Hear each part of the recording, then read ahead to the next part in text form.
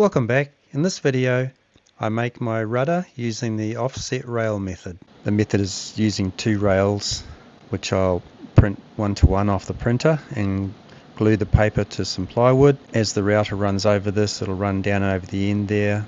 The timber itself will be a rectangle blank which I won't machine right to the end, so when I flip it over it can sit on these rectangular ends. It's not great timber, but is there a rudder in there? It's all I've got left, but it's just a core really. This redwood will probably do the job just fine.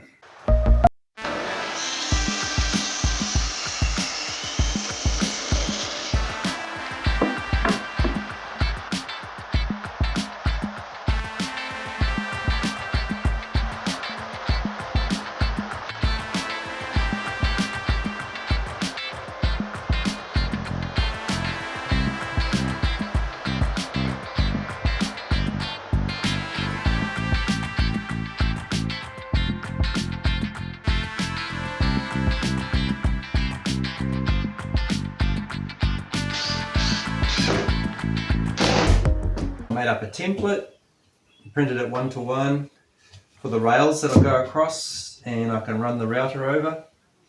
There'll be two of these. It's a 12% NACA ratio of width to thickness, which makes it a little bit thicker than a 9%, which is often used. The benefit of 12% is that it's stronger because it's thicker, and it has a slightly higher stall angle.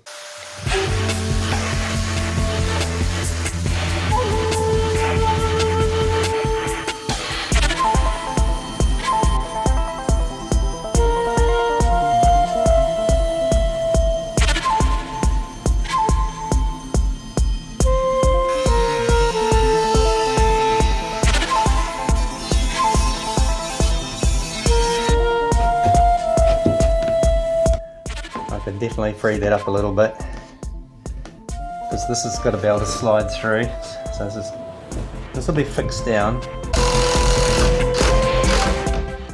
It's not finished yet, but it's looking promising. I was just trying to work out what width I'd use and which base plate, this one or this one. I can't really use that router because the switch is broken on it. This cutter, it's only just in this holder, so that's a bit marginal. So let's give this a go, see how it goes. First little trial cut. That distance from here to here is 40 millimeters, and from here down to the center line of the trailing edge.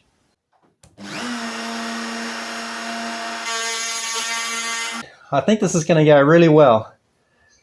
I need to fasten these ends down now in a similar fashion to what I've done here. Put some screws through to some blocks. Or maybe even just be able to put one in the center and screw.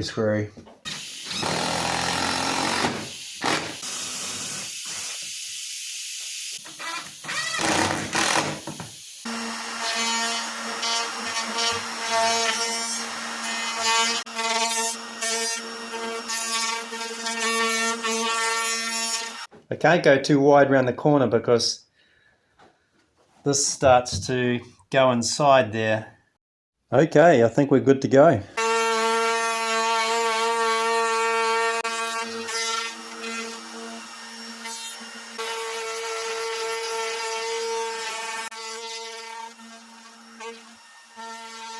I'm not quite down to the final cut yet, but I've got to give it a go. I'm a bit nervous about it.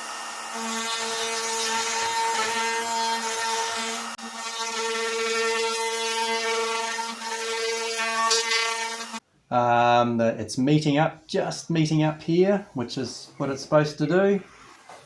It's just coming up to that face there, which is a function of that depth there of this plywood here. So it's all come out of the CAD drawing really good. I probably didn't quite trim it enough.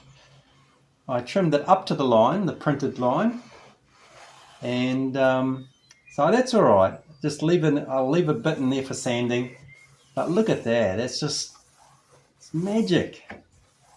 I can't wait to move on to the next bit and start to get a better impression of what's going on. Well, I'm happy with the modification I made. I made this ring And there's various ways to do this, but the main thing is to prevent it from going too far, coming off the rail. And it's a router, so it'll want to do that.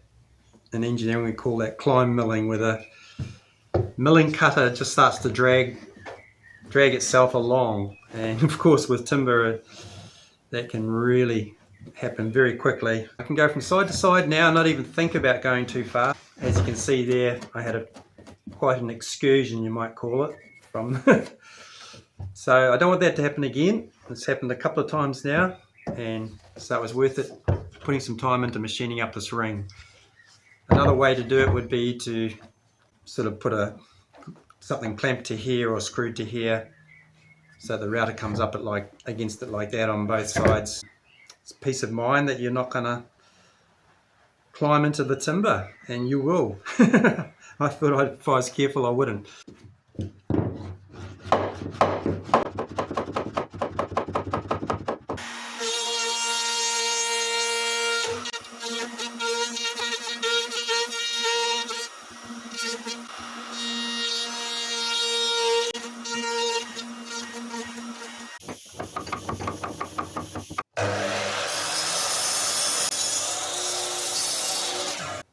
I've finished machining both sides, which took about a day. I've only got a 16mm bit. Would I use this method again, using just what I've done here? Absolutely. Being able to bring the router right over the edge here, you've got to allow for that. Was there an issue with the router rocking as you moved it over, particularly around here? Not at all. It didn't go any deeper when you rocked it. What it does, in fact, is lift it slightly, lift the bit. Even if you use the bigger bit, I don't think that would happen. It's not as complicated as I thought it was going to be. It's just a little bit time consuming to set up. I remember a discussion somewhere as to if you have a outboard rudder similar to the shape of mine, which is a rectangle, it's more efficient if you round off the leading edge like this. Very often, of course, you see rudders with a slight angle up here and then it's rounded, but inevitably this rudder will bounce on the bottom somewhere, and I don't want it to be the trailing edge that bounces on the bottom. Rather, it's a more flat area.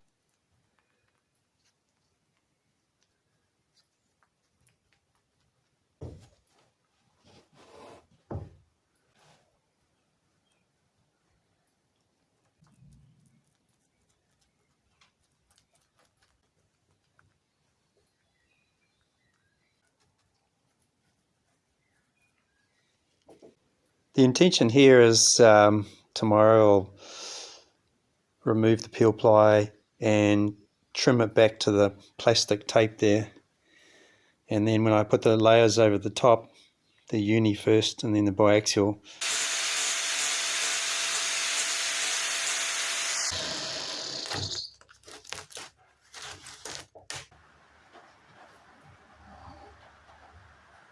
so here's the layout. At the top there, down 600, will be the first layer of uni, which the bias will be running that way, of course. And then 2 layers of uni all the way down, and then a single layer of double bias. It's a bit late in the day to be doing this, but it's the best time of the day because things are cooling down, and so there's less air coming out of the timber. It makes a real difference.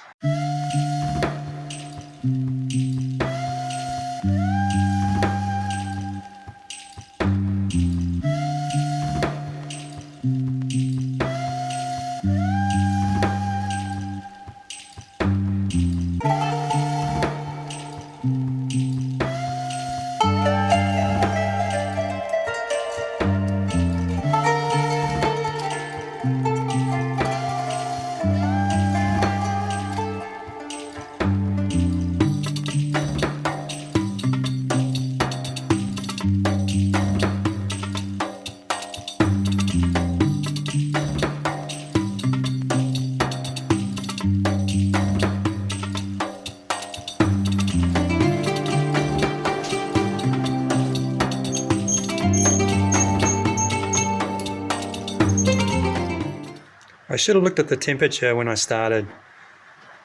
On a normal day, it would be going down. It's like 8 o'clock in the evening. I felt a lot warmer this evening than during the day, so we've got this low going through, so the weather could have gone from a more southerly direction to a more northerly direction. So that could be it. The air could be expanding out of the timber even at this time of the day. It's the next morning. Let's see if we can see what's going on with these air pockets.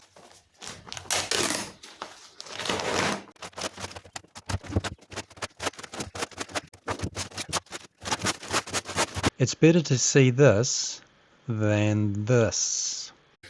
Air pocket is between laminates, it looks like. Hopefully just between the biaxial and the uni. I won't know till I sand that out. And this one's proud. So that's near the top of the rudder too, which is more critical than down the bottom structurally.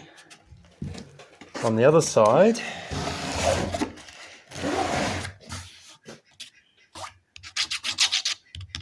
you can hear that. Not good. Not good. Not good. Sometimes I miss building steel boats where everything's far more predictable. That's a good little pocket. That's easily cleaned up. I think this trailing edge has worked out really well. That's what I intended, to have the fabric meet from either side and form a thick little and tapering out trailing edge there.